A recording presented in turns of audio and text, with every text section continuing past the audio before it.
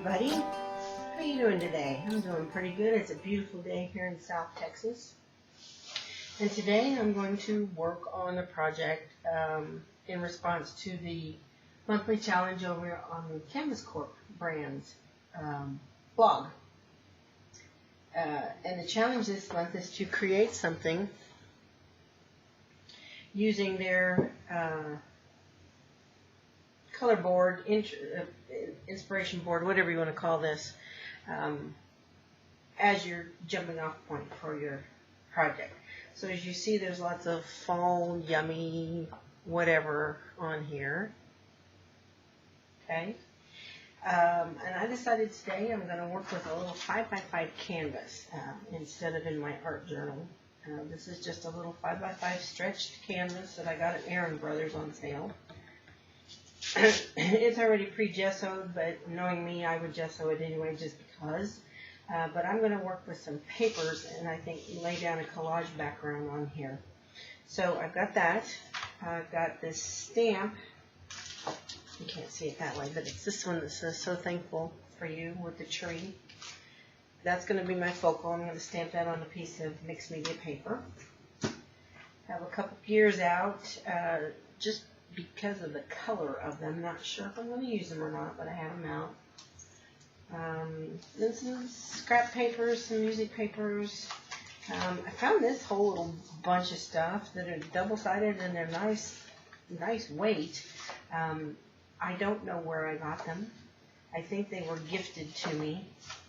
But since it's the right colors, kind of the right theme, I may tear up some of those and use them. Then I pulled out a couple napkins as well. This one has a nice fall leaf pattern on it. And then these are great big napkins. These are, what size are these? These are 8-inch square napkins, which seem huge. Of course, they have Mr. Turkey on the front, but actually what I like is this crackly leaf pattern. So I'm thinking about using some of that as the background. So I'm going to start out with some collaging, see where we end up. And yeah, that's what we're working on today. What are you working on today? All right, guys, thanks for coming by. Okay, so first of all, I apologize if there's background noise because I am sitting out on my deck doing my voiceover, so you may hear birds, you may hear dogs, you may hear wind chimes. Anyway, we're starting out here first, as I mentioned, doing some paper collaging on here, and I am using matte gel medium to apply this. No real method to my madness, just wanting to get some of that background covered up, and eventually then you'll see that I'm going to put a napkin layer over this whole thing, but I do still want some of this both texture and pattern to show through that napkin layer.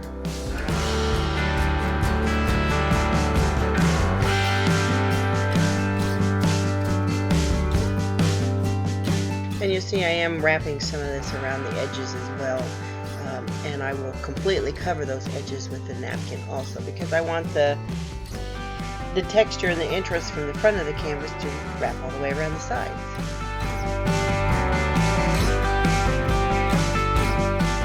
Alright, after a little bit of drying, now I'm going to hit this with kind of a light, thin down coat of gesso just to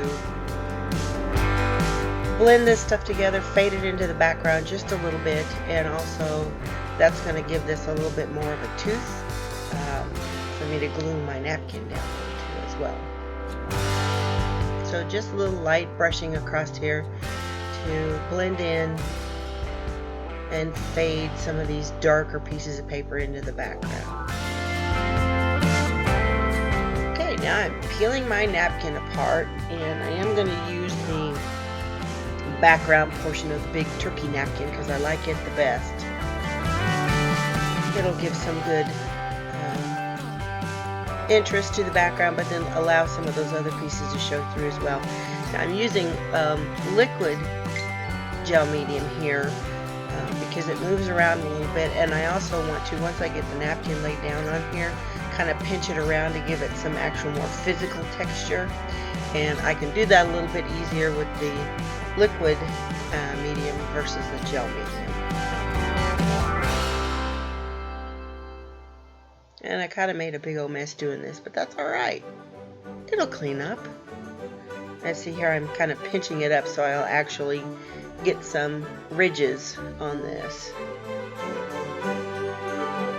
Okay, so while that's all drying, I'm going to stamp my focal image, and I'm going to use archival ink because it is permanent and waterproof when it dries. And I believe this is called potting soil. It's one of the Windy Vicky colors. Just simple stamping. Going to trim it down. Going to do some inking of the edges and then hit it with some Tattered Angels Glimmer Mist sprays to tone down the white.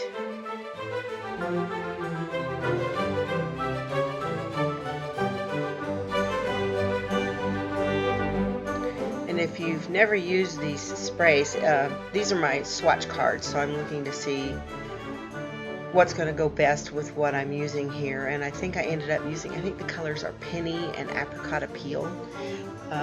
These sprays, as I was starting to say, are loaded with mica powder. Beautiful, beautiful shimmer. So make sure you do give them a good swirling around so that all that mica powder gets incorporated. And then obviously comes out on your project. I wish I hadn't blotted it like that, but it turned out okay. I did also, and I edited it out, but I did also take some of the Deco Arts crackling medium and brush over that focal piece and set it aside to dry. Okay, here I'm going to take this honeycomb, hexagon, whatever you want to call it, stencil, and use some more of the Glimmer Mist. This is the Apricot Appeal, and I'm putting a fairly generous coat on there because I want that color to show up. But mostly I'm after shimmer. You know, I like the shimmer. I can't lie, I like it. Here I'm going to take the darker Penny color and hit the edges with that, and I'm going to also let it dribble over and run down in places onto the front face of the canvas. Drippage, as they call it.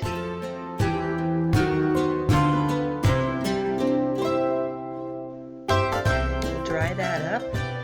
And now this, I'm taking some mica powder, Prima Finnabair mica powder, and I'm going to mix it with some white paint. And then I decided it was too white, so I added some tan paint to it. I never quite get the shimmer that I want when I use this powder mixed into stuff. I don't know if it's just because I don't use enough of it or what, but anyway, I'm going to use that and then put that onto the canvas in places and the sides as well with this stencil from Deco Arts. This is called Pixelated, and this has become one of my favorite stencils next to my bubble stencil. This is a good one too for both background stuff and then also for highlights on top. And as you can see, I'm kind of drawing a little bit between steps because I'm moving that canvas around so I can also put some of this overflowing onto the edges. Okay, now I am taking some light modeling paste, and this is a Diane Reevely stencil, I believe, and I'm going to run it through those larger leaves there that wrap around up and around that corner. I like to use the light texture paste because it seems to dry just a little bit faster. I did use a little bit of a heat gun on it. I don't normally because I don't want it to bubble and do anything weird, but I wanted to keep going here. So I'm going to hit this with another Tattered Angels Glimmer Mist. I think this is called Olive. And I'm going to try to keep it concentrated where the leaves are. So that's why after I spray some, you see me dabbing up off of other places because I didn't want that green going too far over on the rest of the canvas. And the texture paste takes the color beautifully. And depending on what medium you put it over, sometimes it will wick up color from underneath, so you can get some really cool effects with it. Now after I got this all cleaned up and dried, I'm going to come back in with one of my Neocolor 2 crayons.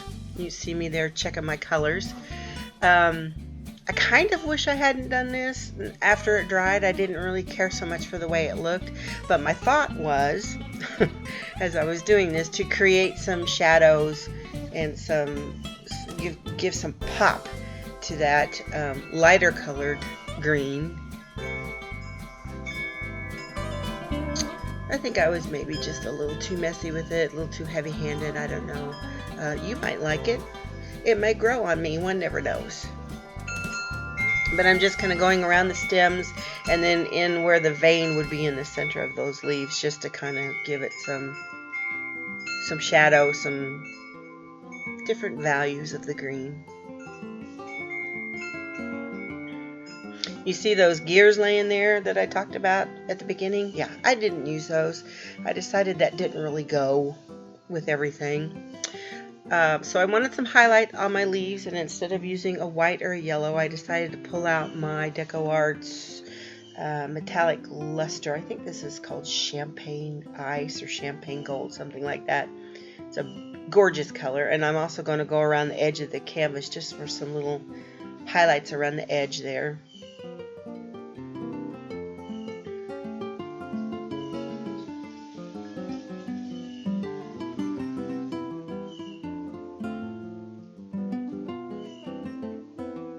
Alright, now I messed around with a lot of different things that I wanted to do. I just felt like this focal image needed something behind it. So I finally settled on this piece of mulberry paper, and what you see me doing here is going around where I want to quote unquote cut it with a wet paintbrush, and that's the best way to cut mulberry paper, because as you pull off where that moisture was, you get that beautiful frayed edge. So I'm just going to attach this with a little bit of matte gel medium, and we're pretty much going to call this good.